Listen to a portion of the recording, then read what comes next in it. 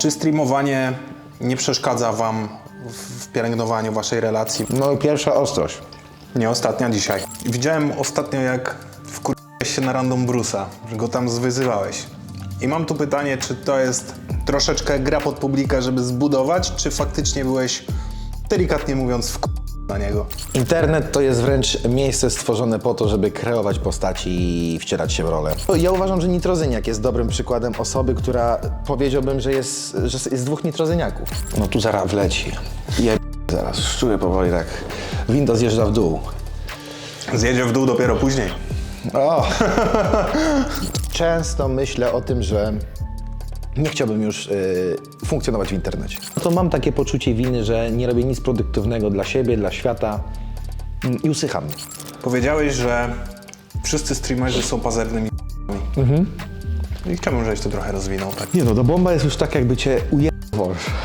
Ale dobre, o. Czujesz spokój czy pustkę? Jak już wszystko wyłączyłeś, wiesz, że zrobiłeś robotę. To mnie pozwij,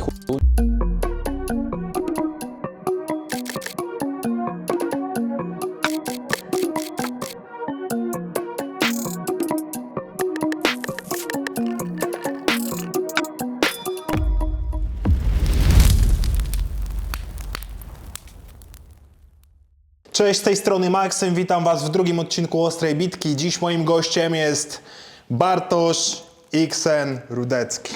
Witam serdecznie. Cześć widzowie, witam was bardzo serdecznie. Tak, udało mi się ściągnąć Bartka. Mieliśmy okazję się przeciąć, więc wiem, że lubi ostre, ale czy lubi ostre pytania? To się za chwilę okaże. Zobaczymy, co będzie ostrzejsze w tym zestawieniu dzisiaj. Na początek zaczniemy sobie od kurczaczka, bo taka jest formuła. Najpierw kurczaczek z sosem, potem odpowiedź.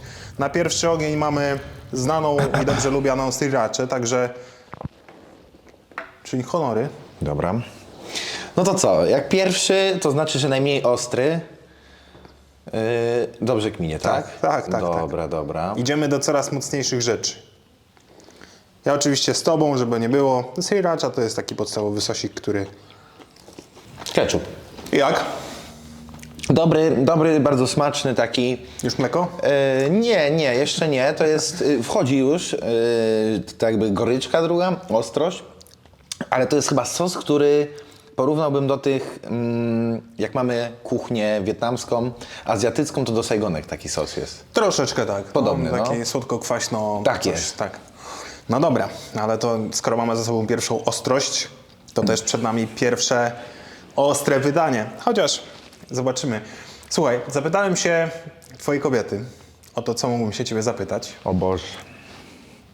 Powiedziała, żebym zapytał ciebie o historię skarpetek, jak się poznawaliście. Historia skarpetek. Jesteś w stanie powiedzieć coś więcej? O, to ostre pytanie, a strasznie cringe odpowiedź, bo trzeba brać pod uwagę, że ja już z moją narzeczoną jestem blisko 5-6 lat. No i te 6 lat też kształtuje człowieka. I kreowałem się na takiego megalomana. To był moment mojego piku rozpoznawalności wtedy. Bardzo szybko wybuchła moja kariera w 21 roku. I fakty są takie, że no, realnie było duże zainteresowanie mną i też odnaleźć się w tym było trudno, bo to raptem przestrzał 2 miesięcy.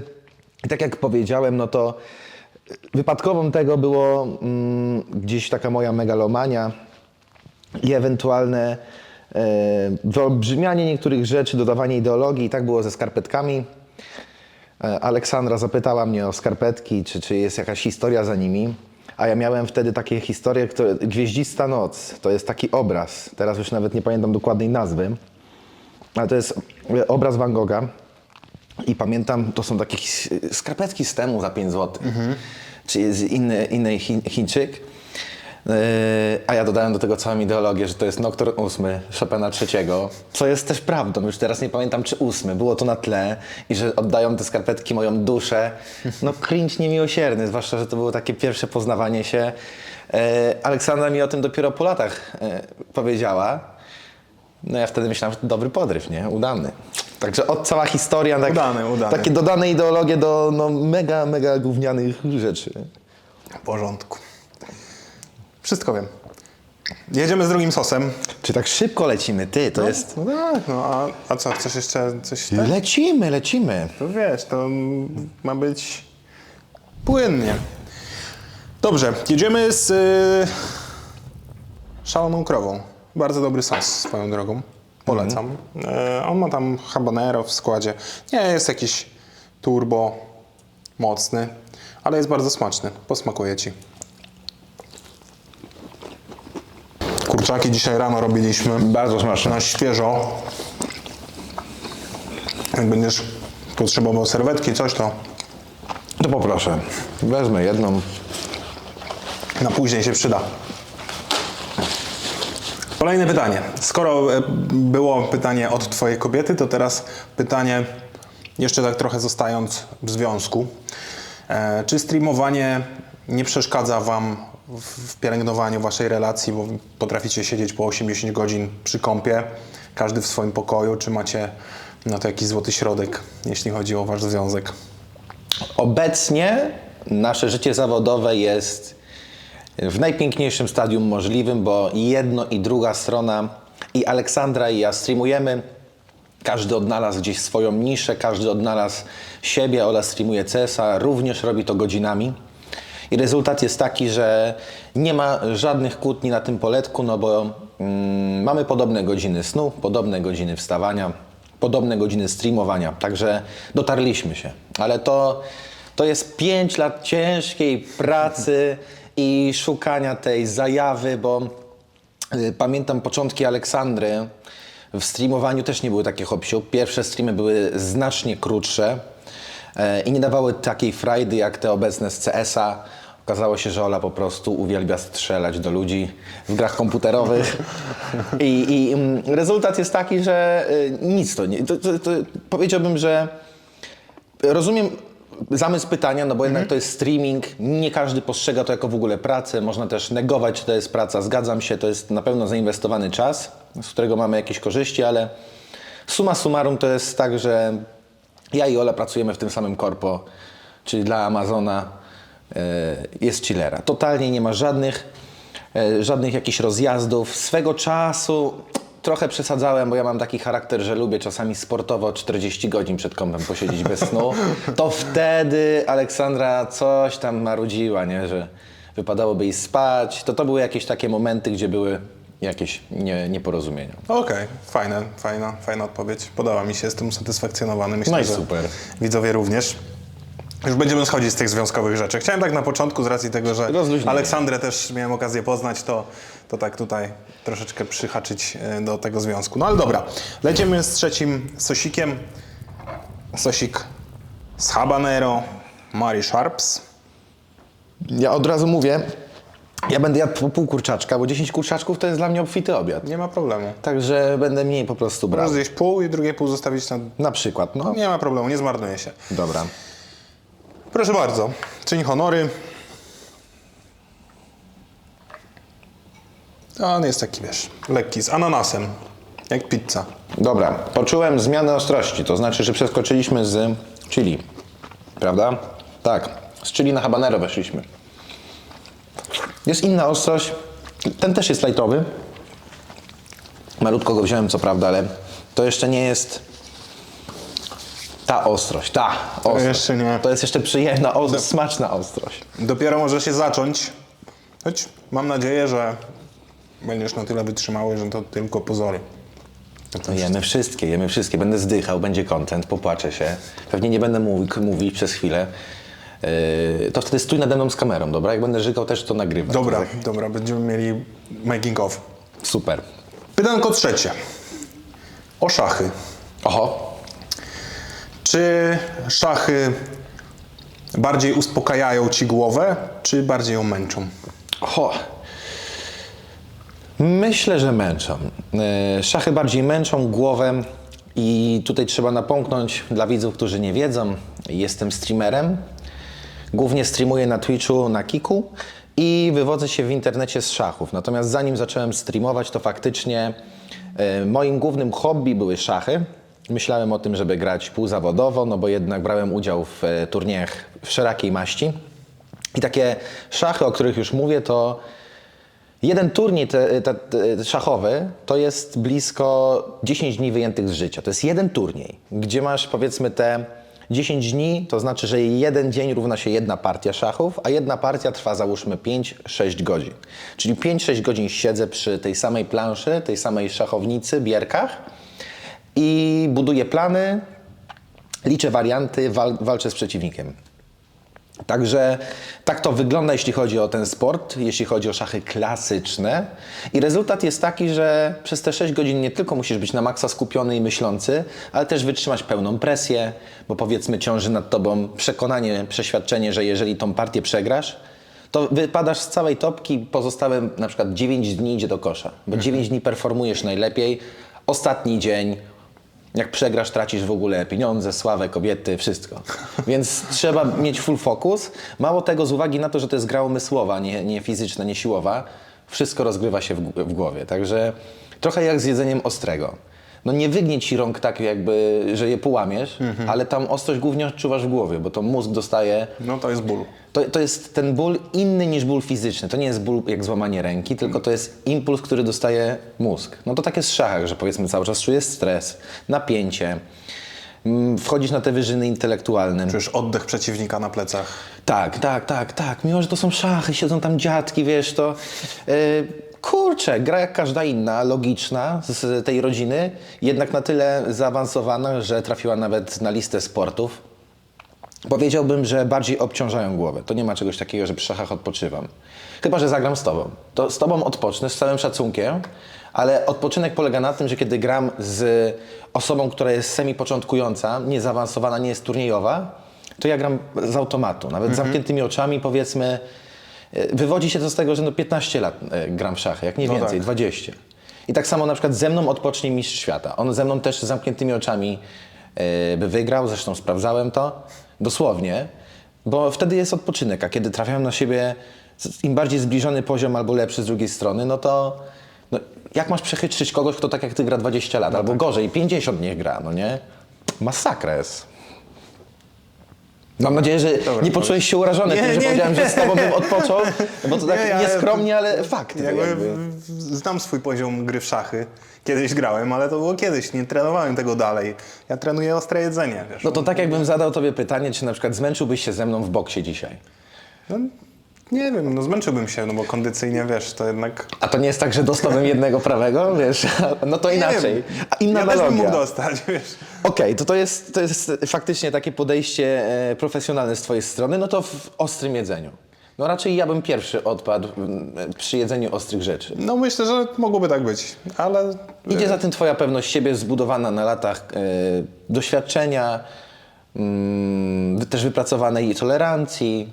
No wiadomo, no jak ja jem jakieś super ostre rzeczy, to też ta głowa jednak dostaje i trochę się męczysz, nie? A tak jakbym rywalizował z kimś, kto jest amatorem i wiedziałbym, że zatrzymamy się na habanero, no to mam pełen luz. To jest to samo. Dokładnie tak to wygląda, jeśli chodzi o szach. No okej. No to i trochę tego. Jest wyważone. Tak. Dobrze, jedziemy z poziomem 4. Miałeś okazję zmierzyć się z tym sosem. Moi drodzy, polecam serdecznie Ponury Wędzarz. Dostałem od Maksyma w ramach koleżeńskiego prezentu. Pamiętam, że to były święta wielkanocne. Cały kosyczek, można przeklinać? Możesz. Z tym sosem. Jajeczka, kiełbaska, wszystko. Bardzo smaczny i dla osób, które lubią ostrość, myślę, że będą usatysfakcjonowani, a dla osób, które nie lubią, też będą usatysfakcjonowani. To jest ten złoty środek tego sosu. Że nie jest on na tyle ostry, żeby palić styki, jak niektóre tu widoczne. To jest... Zobaczymy. No mamy jeszcze parę leveli, ale przed nami najpierw kurczaczek. Także śmialutko, bardzo mi miło w ogóle, że ci posmakował, że zjadłeś ten sos. No i pierwsza ostrość. Nie ostatnia dzisiaj. No to jest ostrość habanero. Wchodzimy już powoli w te rejony, gdzie odczuwana jest ostrość. Czyli ból. Czyli przestajesz odpoczywać, zaczyna się walka. Teraz zaczynamy walczyć, tak jest. Mam pytanko, bo ja sobie, nie ukrywam, no, zostawiłem ci suba na Kiku. Ja sobie czasami śledzę, co ty tam robisz. I widziałem ostatnio, jak wkurzyłeś się na Random Bruce'a, że go tam zwyzywałeś. I mam tu pytanie, czy to jest troszeczkę gra pod publikę, żeby zbudować, czy faktycznie byłeś, delikatnie mówiąc, na niego? O, to teraz taki bardziej disclaimer, myślę w dużej mierze mówimy do widzów z YouTube'a. Nie każdy musi znać postać, jaką jest Random Bruce. Faktycznie mieliśmy challenge. Mieliśmy challenge 7-dniowy w LoLu. I powiedziałbym tak, jeżeli ktokolwiek myśli, że dramy w polskim YouTubie są ustawione, może mieć rację. Może mieć rację, bo wiele tych rzeczy u youtuberów przemierza inaczej niż u streamerów. A to oznacza, że jeżeli ktoś myśli, że dramy streamerów są ustawione, to się myli. Tam nie ma nic ustawione, siedzimy przed tą kamerą jak małpki w cyrku, powiedzmy te 12 godzin, więc nie ma mowy o ustawkach i po prostu emocje biorą czasami górę. I tutaj Maksym też taka do Ciebie, taki disclaimer lekki, ciekawy jestem, ile Ty byś wytrzymał z Brusem, czy byście się dogadali jako... Bo to jest po prostu relacja, ja bardzo lubię Random Bruce'a. To jest mój ziomal, mimo tego, jak ludzie go postrzegają w internecie, uważam, że wszystko też jest w jakimś stopniu takim teatrzykiem, ale fakt faktem, że są momenty, kiedy no... Wszystko ma swoje granice po prostu i gdzieś tam był moment... To nawet jak z kolegami siedzisz i czasami ktoś zaczyna cię podszczypywać, delikatnie mówiąc. Tak. I już zaczynasz mieć tego dosyć, no to możesz wybuchnąć, wiadomo, tak? Tak, już tak bez wchodzenia w większe szczegóły, na czym polegał challenge, bo powiedziałbym, że to dużo by opowiadać. Który będzie chciał, to sobie znajdzie. Jeżeli będą dwa charaktery rywalizowały w wspólnym celu, razem jako drużyna gramy do jednej bramki, a nawzajem się gdzieś tam sabotujemy, ale tak to, albo tak to widzi druga osoba, to dochodzi czasem. Widziałem, jak zdodżował mecz, wyszedł i mówisz, jak to? No dużo właśnie o tym mówię, że jest wspólny cel, każdy chce dobrze, ale inaczej to okazuje. Także w wielkim skrócie w ogóle nie było teatrzyku. Powiedziałbym nawet, że z perspektywy czasu to mi głupio, jak już mamy zagrać taką otwartą szczerość, bo jakoś ten rok jest dla mnie przełomowy. Uspokoiłem się bardzo jako twórca. Staram się jak najmniej rzeczy w ogóle robić poza skalę normalności szeroko pojętej. Chciałbym być raczej family friendly, no ale czasami się nie da. No. I to był ten moment. I dlatego mówię, z perspektywy czasu mi głupio, bo tam dużo słów padło. To tak jak rozmawialiśmy, mówiłeś, że nie zdawałeś sobie sprawy, że tak dużo przyklinasz na streamach, nie? Tak. To jest ta sama sytuacja, że potem oglądasz siebie i mówisz, to ja. Ale to za tym wszystkim stoi, słuchajcie, content, który się robi, a mianowicie, kiedy gram w szachy, to nie czuję żadnych potrzeb, żeby używać wulgaryzmów, bo jakoś to tak nie idzie w parze. A kiedy gram w gry competitive w pokroju League of Legends czy CS, słowa same się cisną na usta. Ja myślę, że też bym klawiaturę rozwalił pewnie za którymś razem, jakby mi nie szło, czy coś by się wydarzyło, czy cokolwiek. Tenisista Janowicz też streamuje. No ile razy on złamał klawiaturę? Wszystkie media o tym potem mogły pisać. Gry komputerowe powodują agresję. Chodźcie dzieci. No dobrze, super. Bardzo fajna odpowiedź. I tym samym przechodzimy do półmetku. Sos habanero od Dzikiego Billa. Jest delikatnie ostrzejszy niż wędzarz. Częstuj się. Dobra, to jest jeszcze taki napomknę tylko dla widzów. Tak jak Maksym lubi jeść i lubi jeść ostre, tak ja lubię jeść, ale niekoniecznie jestem zwolennikiem ostrości tego kalibru. I powiedziałbym, że dla mnie smaczna ostrość kończy się mniej więcej gdzieś tu w półmetku, więc każdy kolejny sos już będzie walką. W razie czego to, wiesz, to ja ciebie wcale tutaj nie zmuszam do tego, że masz go zamaczać całego. No, tam z tyłu się bronię. Podpisałem dokument w ogóle na 20 stron o tym, że zjem wszystko. No nie, ale wiesz, to możesz sobie zamoczyć delikatnie, jej spróbować. Jeżeli Jasne. uznasz, że jest to za mało, no to możesz sobie domoczyć. Walczymy, zobaczymy ile dam radę. Juras jak był tutaj, to powiem ci, on maczał, potem jeszcze mu jeden został, bo on tak jak ty na początku chciał po pół, ale mówi, dobra, będę zjadał wszystkie. I został mu jeden, to potem jeszcze jeden na 10 sobie zamoczył drugi raz. Lecimy, co? Wszedł mu na ambicje. Dobrze, patrz jaki prosty mechanizm, co? No może być gorszy. Jesteś pewien, że jest ostrzejszy? O kurde, to może mniej wziąłem. No już habanero to bardzo porównywalne tutaj są te ostrości. Smaczny. 5. pytanie. Jesteśmy w połowie. To jest takie pytanie, mam wrażenie, bardziej do takich własnych przemyśleń. Czy według Ciebie łatwiej jest być sobą w internecie, czy tworzyć postać, którą ludzie będą lubili? Internet to jest wręcz miejsce stworzone po to, żeby kreować postaci i wcierać się w rolę. I myślę, że to jest szeroko pojęte zjawisko, nie tylko wśród twórców. Do czego zmierzam? Myślę, że wiele ludzi komentujących treści kreuje jakąś postać, którą chcieliby być, negując czyjeś wartości albo negując czyjeś zachowania, ale też niekiedy oddaje się w wodze fantazji, gdzieś spuszcza z łańcucha swoje najgorsze, najszarsze, najczarniejsze jakieś cechy charakteru. Stąd też mamy tyle chociażby krytycznych spostrzeżeń wśród widzów, stąd też mamy w ogóle szeroko pojęty hejt, bo tak jak w internecie mogłem o sobie usłyszeć mnóstwo rzeczy, tak idąc ulicą nie usłyszałem nigdy żadnej z tych rzeczy. I myślę, że to jest powszechny problem internetu, że jest jedną wielką kreacją i fikcją w wielu tych aspektach, gdzie na żywo ciężko po prostu kreować się na kogoś przez lata. Powiedzmy, jeżeli kreujemy się na kogoś w związku, prędzej czy później kotara opadnie i wyjdzie na światło dzienne to, kim jesteśmy wewnątrz. Tak w internecie, szczególnie kiedy są to preview, nagrywane rzeczy, powiedzmy filmy na YouTubie, można wykreować absolutnie każdą personę na świecie. Myślę, że mógłbym być megalomanem, który gra perfekcyjnie na pianinie, eseistą. Wszystko mogę wykreować. Po prostu ucząc się danej treści na pamięć, bez zająknięcia mówię do kamery. Nie mówiąc o tym, że bardzo wiele powstaje takich dziwnych nurtów jak coachowie, multimilionerzy, którzy wypożyczają auto za... O tym samym Juras mówił. To jest dosłownie przekleństwo współczesnego internetu, że bardzo dużo młodych ludzi szuka pomysłów na biznes, inspiracji do tego, jak być kimś, bo gdzieś gubią wartość siebie przez social media, widząc, że przeciętny 20-latek to jeździ Lambo na Instagramie, tak? Także kreacja jest wszechpowszechna i myślę, że dużo łatwiej kreować się w internecie niż na żywo. Jeśli chodzi o streaming, też żeby nie mówić w superlatywach, ale no, takie są fakty, że ciężej jest kreować się na kogoś w streamingu, bo jednak jest relacja live z widzem i są to godziny przestreamowane, także przez przypadek nawet łatwo wyjść z roli. No chyba, że mówimy w ogóle o rozdwojeniu jaźni. Myślę, że są takie przypadki. Doni Darko.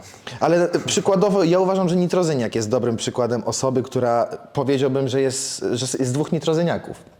Jest Sergiusz, który przyjdzie, przywita się z tobą na żywo, porozmawiacie na poziomie.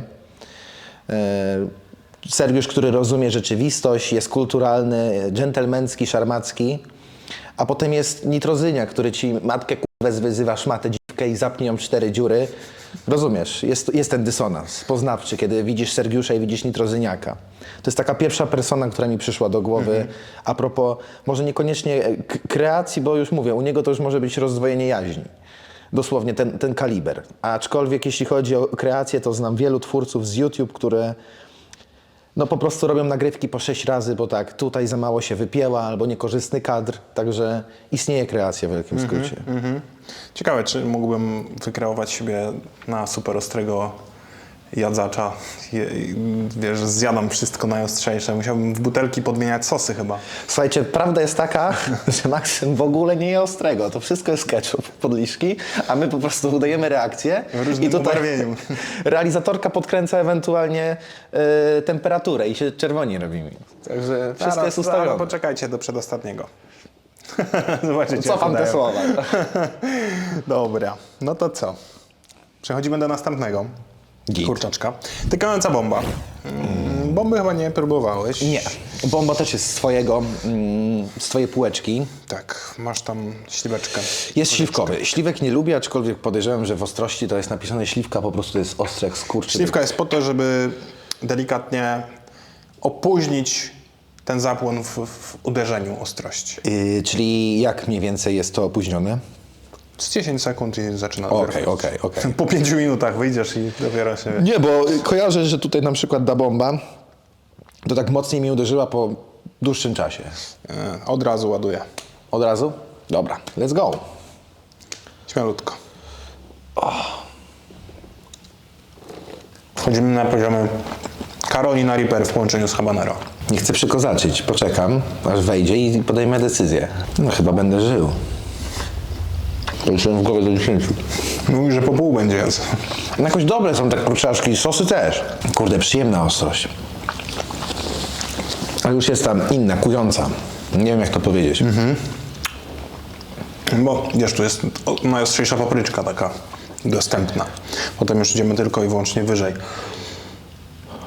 Jak? Spoko? Tak, bardzo dobra. Nie, wziąłem sobie już wydech, czuć, to jest już ten posmak ostrych sosów, czyli teraz już będziemy kontynuować tą przygodę. Tak jest. Kolejne pytanko.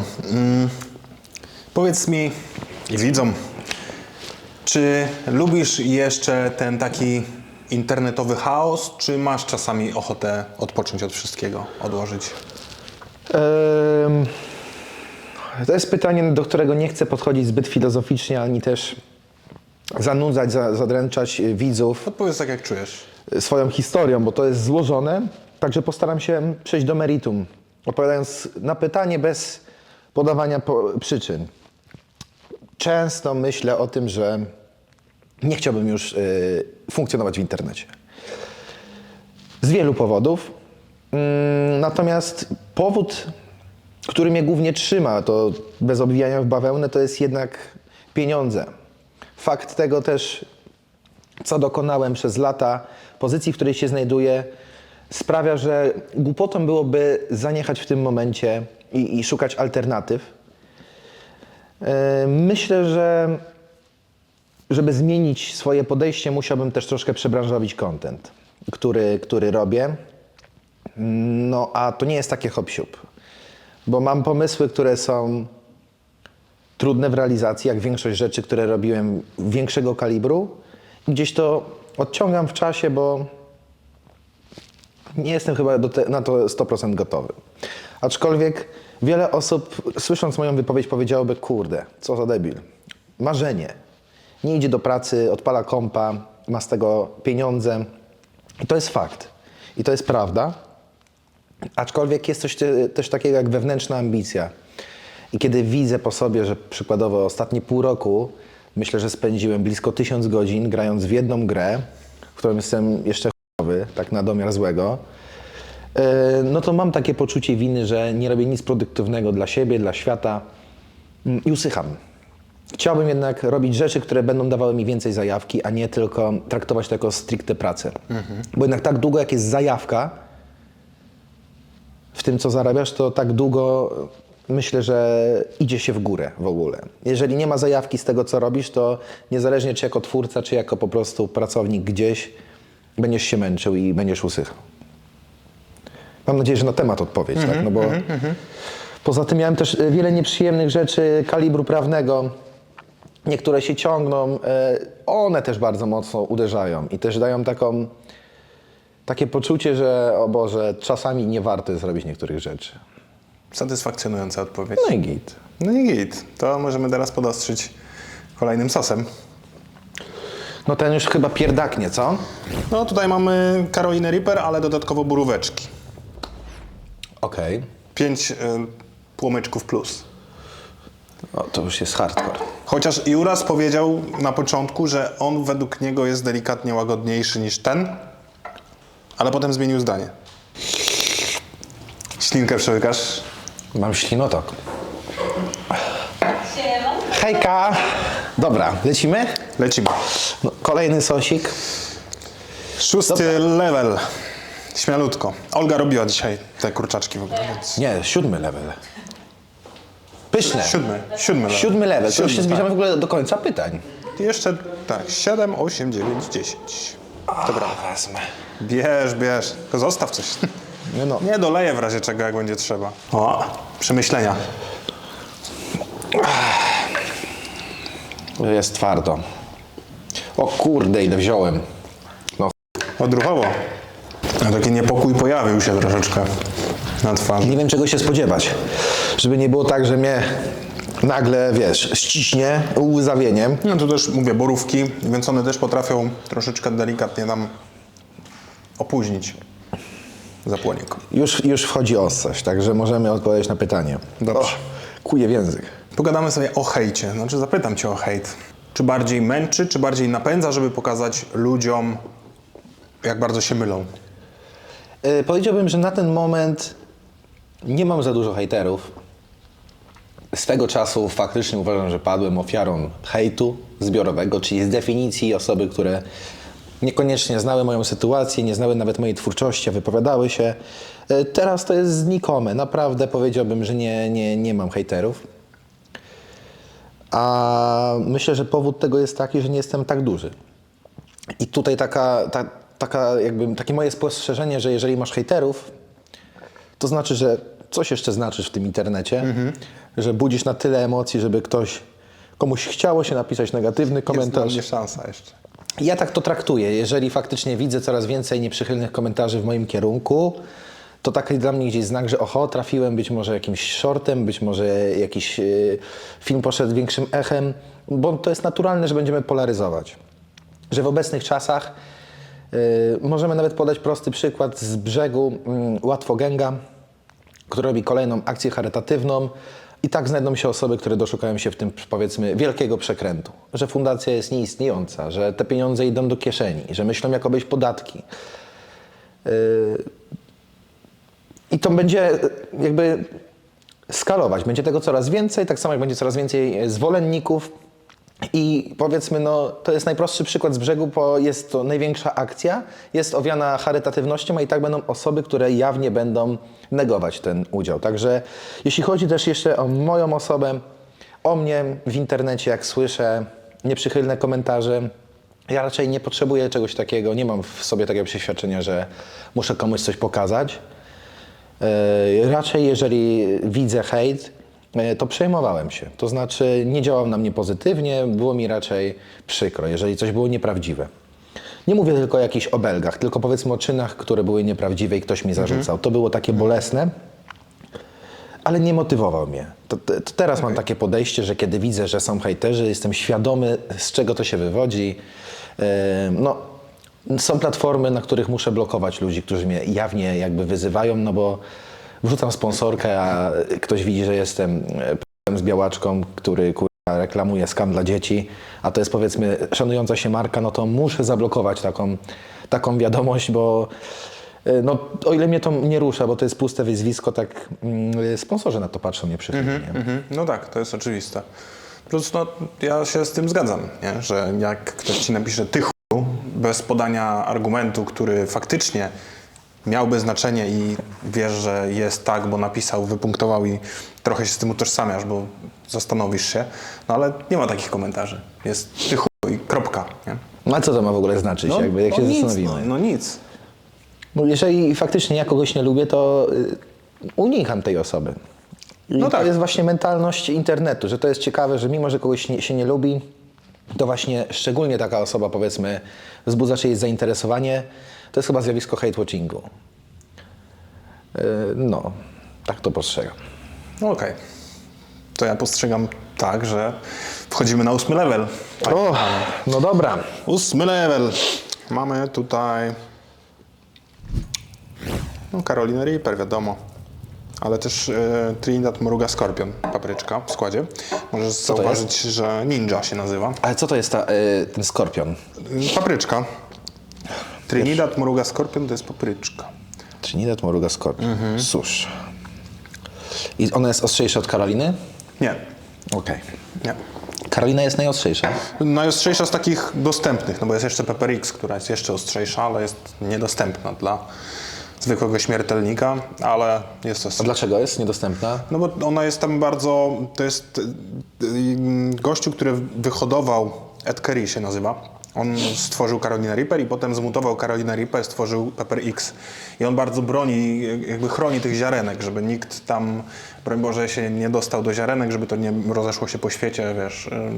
Że on chce być jedyną osobą, która stworzyła tą papryczkę i jest jakby jej dystrybutorem, Okej, bo on okej. robi swój sos z tego. A próbowałeś już tą papryczkę? Miałeś przyjemność? Ja miałem taką sytuację, że mój znajomy mówił, że jego wujek ma taką papryczkę Pepper X i mi ją przyniósł, ususzoną. Nie wiem, czy to było placebo, bo wiesz, no nie zbadałem jej jakoś tam pod mikroskopem. Była bardzo ostra. Zrobiłem z tego odcinek nawet. Ale czy to był Pepper X? Nie jestem w stanie. W ogóle sobie jaka historia. ręki Wujek, kolegi, kumpla, Tak, syna, tak, babci tak. No bo wiesz, miał wysuszoną. Dużo ludzi wie, że ja jem ostre i on do mnie przyszedł i mówi, ty siema, jakbyś chciał tutaj, mój wujek tutaj ma taką papryczkę. I co, jest tylko jeden ziomek na świecie, który ma tą Tak, papryczkę? tak. Crazy. No dobra. Ja chyba gotowy. Mam nadzieję, że uda się tam dotrzeć i spróbować. Chciałbym, bardzo bym chciał. A z jakiego kraju jest ten gość? On chyba w Karolinie Południowej. No to słuchaj, podróż Podróż na żywo, z kamerą. O, z kamerą wśród zwierząt. Zjadasz i potem zastanawiasz się, czy dobrze zrobiłeś. I co powiesz? jest różnica między poprzednimi, że pierwsza ostrość od razu kuje. No podejrzewam, że druga dopiero wchodzi, bo jest lekko teraz. Oj, dużo wziąłem. A ty tak widzę sobie nie żałujesz. Zaraz mleko wjedzie. Wieź jak nic, bo przesadziłem teraz. Jakbyś chciał, to mam jogurcik. Przeżyję na razie. Borówkowy albo waniliowy. Do wyboru. Chciałem potraktować tą dzisiejszą nagrywkę też jako challenge dla siebie, żeby spróbować właśnie jak najwięcej tego ostrego sosu. No tu zaraz wleci. Zaraz, czuję powoli tak. Winda zjeżdża w dół. Zjedzie w dół dopiero później. O! To będzie podwójnie. No dobra, wchodzi, także możemy mieć pytanie. Też nie chcę na razie używać mleka, żeby to jakby ukojenie dostać na ostatnie poziomy. Bardzo, Taka nagroda. bardzo szanuję, bo ja też tak zrobię jak ty. Okej, nie ma lekko, ale dobry taki system nagrody, no nie? Motywacyjny. Że wytrzymasz, to wtedy wjeżdżamy. Dobra. Ósme pytanie. Ósme pytanie w sumie też troszeczkę w nawiązaniu do twoich ostatnich challenge'y lolowych. Powiedziałeś, że wszyscy streamerzy są pazernymi i chciałbym, żebyś to trochę rozwinął. Tak. Ja to trochę rozumiem, bo poniekąd w życiu chodzi o to, żeby iść za pieniądzem, ale nie zawsze. Nie chodzi, absolutnie nie zgodzę się z tobą, że w życiu chodzi o to, żeby iść za pieniądzem. Ja uważam, że my, streamerzy szczególnie, idziemy, youtuberzy także, ale nie powiedziałbym, że to jest ten sam kaliber. Mianowicie pieniądze biorą bardzo istotny czynnik w działaniach streamera. Myślę, że widać to po współpracach, że bardzo często te produkty, niektóre, które są reklamowane powszechnie, to produkty wątpliwej maści, a jednak są wielkie kampanie powszechne. Tutaj ktoś może pomyśleć, że mówię o jakimś konkretnym produkcie, to już zostawiam do interpretacji, aczkolwiek faktem też jest, że streamerzy mają, podejrzewam, poczucie, że ich dni są policzone. I realia są takie, że im więcej zrobimy teraz, tym większa szansa, że w przyszłości nie będziemy musieli się martwić o to, czy będziemy jeszcze zarabiać, a istnieje ryzyko, że faktycznie pamięć o nas przeminie i realia w ogóle biznesu internetowego, influencerskiego są takie, że tu nie ma przyjaźni czy koleżeństw w większości przypadków, tylko po prostu jest to biznes, niczym, no nie wiem, prawnik i klient. Liczy się zasięg. Stąd też ta moja idea, że większość jest pazerna i to jest fakt. Jakby nie skreślę też tego, bo sam wypowiadałem się chyba w trzecim, czwartym pytaniu, że na ten moment traktuję to jako pracę. Jestem dla pieniędzy w tym, co robię. Nie daje mi wszystko satysfakcji, więc staram się to zmienić, ale żeby też nie robić jakiejś długiej przerwy i nie znikać, no to kontynuuję i trwam w czymś, co niekoniecznie spełnia mnie zawodowo, ale daje mi pieniądze. Nazwałbym to pazernością. No ale ciężko jest w doktrynie współczesnego pieniądza, w systemie domniemanego wolnego rynku, no nie wiem, wyzbyć się dóbr materialnych i pieniądza i nie wiem, żyć jako Budda, jako mnich, no bo jednak bez pieniądza no gówno zrobimy, tak mi się wydaje. Także szczególnie w takim zawodzie jak, myślę, muzyka, szeroko pojęty aktor, influencer.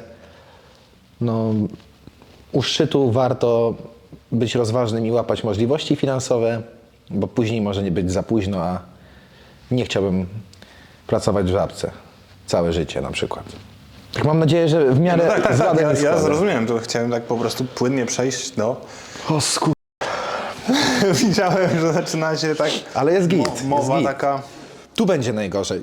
Tu będzie, myślę, już tylko gorzej będzie. Da bomb. Szczególnie tego Znasz. sosu jakoś nie lubię. No. Ale znasz ten konkretnie, bo... Konkretnie ten, dosłownie ten. Grand Zero? Grand Zero, dokładnie ten z tym pieprzonym takim zielonym, nie wiem, rakietą.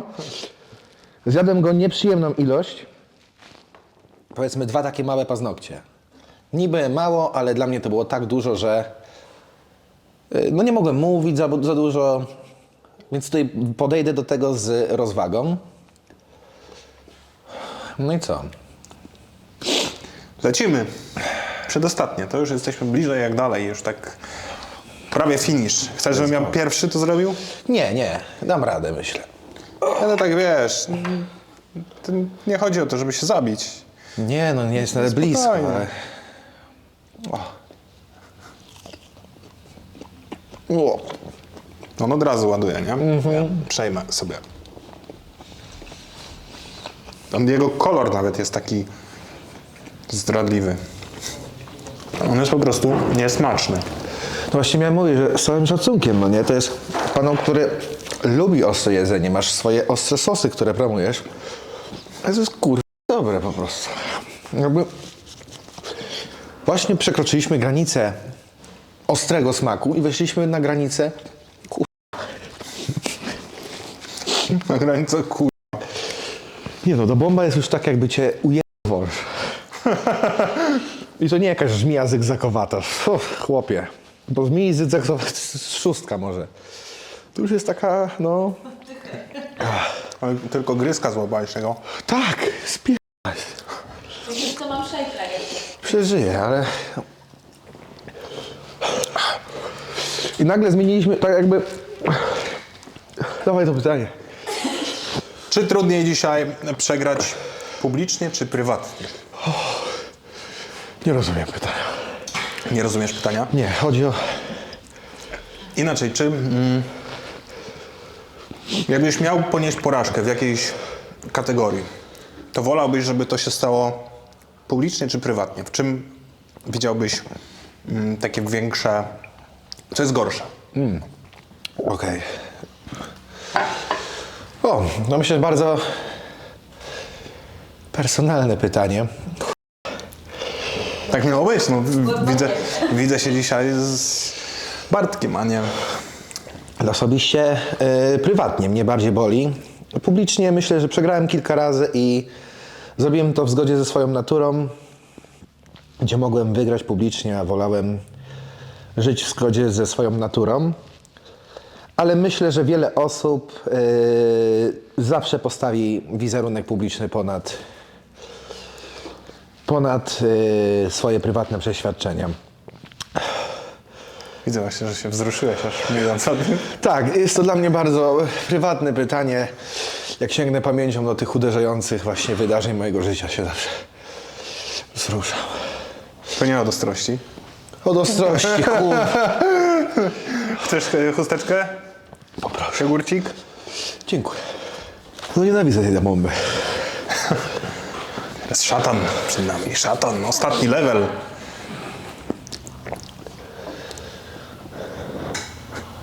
Jest okej? Daj mu chwilę. Masz swój czas. Jak coś to mówię, mam jogurcik. Chętnie się podzielę. Borówkowy. Dziękuję. Ostatnim razem wziąłem więcej i pamiętam, że naprawdę nie mogę mówić. Teraz mogę mówić, ale boli. Ja się nie śmieję. Nie wiem, czy ja chcę tą dychę. Jadłeś go już. Jadłem, ale nie po tym. I po tym, i po tym.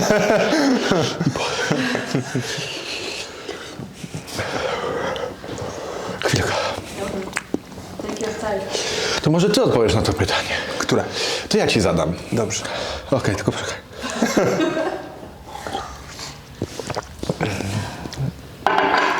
Jak się odnajdujesz w nowym rynku influencerów, youtuberów oraz nowym trendom oraz nowym youtuberom po swoim powrocie do internetu? Czy potrafisz się odnaleźć, czy jesteś pełen werwy, czy raczej czujesz, że rynek się mocno zmienił i czujesz, że jest to dla Ciebie wielkie wyzwanie?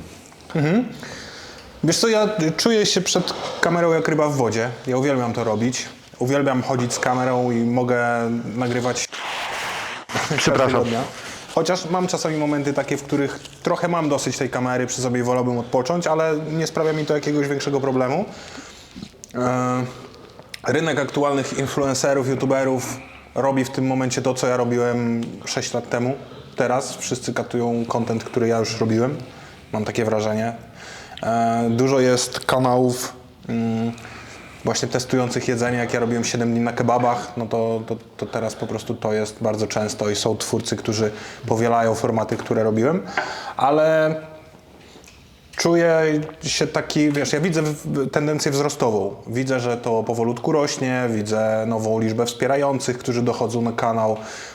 Widzę wiadomości, komentarze, ja to czytam zawsze, ja odpisuję na komentarze moim widzom, więc też widzę to wsparcie i to wsparcie też daje dużo skrzydeł i pozwala ci wznosić się coraz mocniej.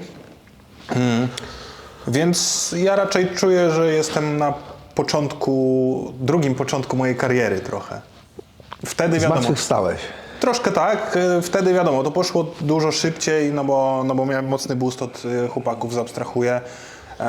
A teraz gdzieś tam na nowo muszę budować po 3 latach nieobecności swoją pozycję, ale czuję, że to jest to, co lubię robić przede wszystkim i sprawia mi to ogromną przyjemność. Okej. No, tak bym mógł to spuentować. Ty jak? Gotowy na 10. pytanie? Czy na 10. ostrość? Powiem tak, na pytanie gotowy, nie? Ale na sos? To ja pierwszy. Ja to zrobię? Let's go, dobra. Ja to zrobię, a ty się zastanów. Nie no, lecimy. To jest tak zwana presja, moi drodzy. Opowiadał mi ostatnio, jak byłem na saunie gość, historię, że jest jakaś tam zajebista sauna. No nie pamiętam na jakiej dzielnicy. Chwila.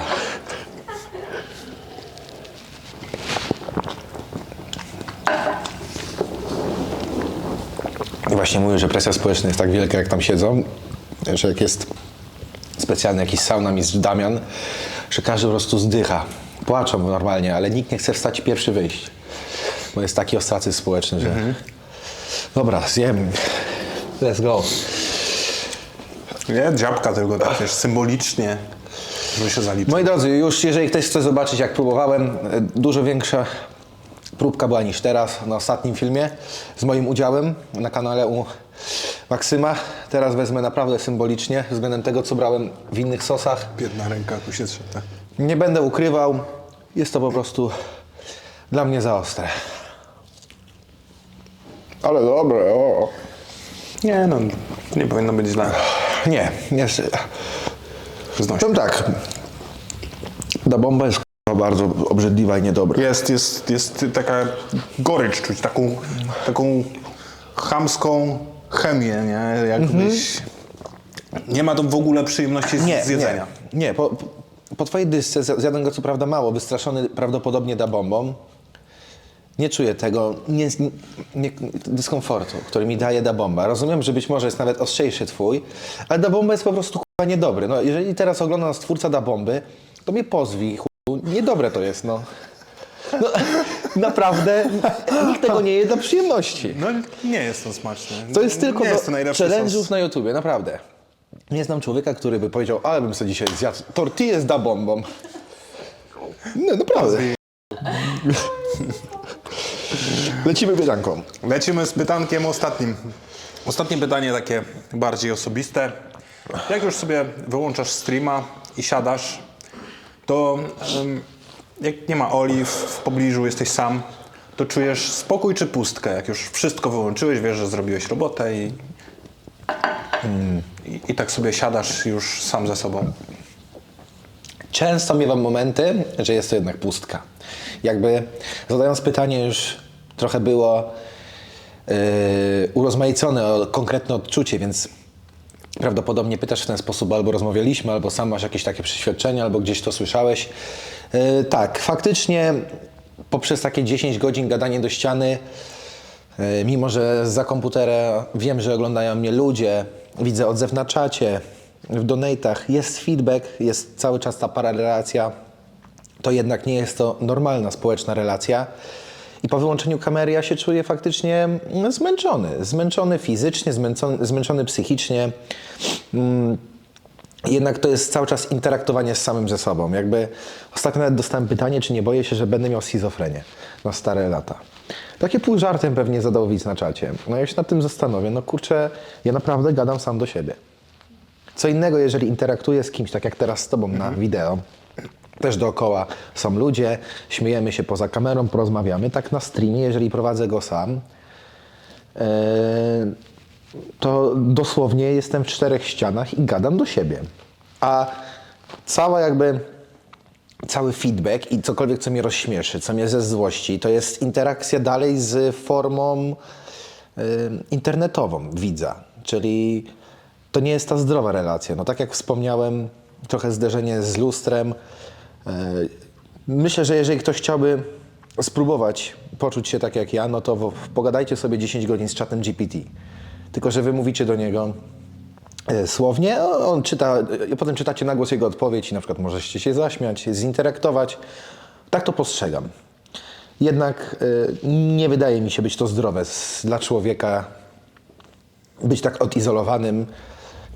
Stąd też ważne jest gdzieś w życiu wypośrodkowanie tego wszystkiego i życie zawodowe ze życiem społecznym, czyli wyjść poza czasami tą bańkę internetową i złapać kontaktu z ludźmi. Tak z mojej perspektywy, żeby kompletnie nie zdziczeć, bo ta pustka występuje i to jest niezależnie od tego, czy jestem gdzieś w prime swojej rozpoznawalności i internetowego boomu, czy raczej mam te gorsze chwile. Jest gdzieś ta pustka z uwagi na to, że produkujemy się do ściany. Trochę spodziewałem się twojej odpowiedzi, stąd moje zaproszenie tutaj. O, ja się czuję świetnie. Wreszcie wyszedłem z domu, otaczają mnie super ludzie. No i zjadłem super sosy. Da bomba. Nie, naprawdę.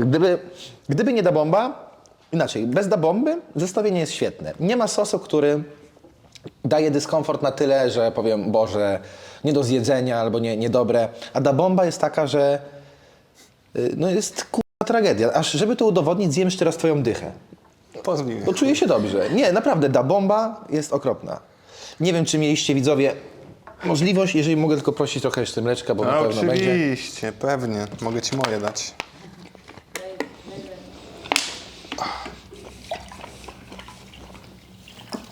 Da bomba spada jak taka bomba. Ona jest od samego początku taka okropna w smaku. Jest też Jest faktycznie bardzo, to jest wulgarna ostrość, niesmaczna. Chemiczna. Tak, zgadza się.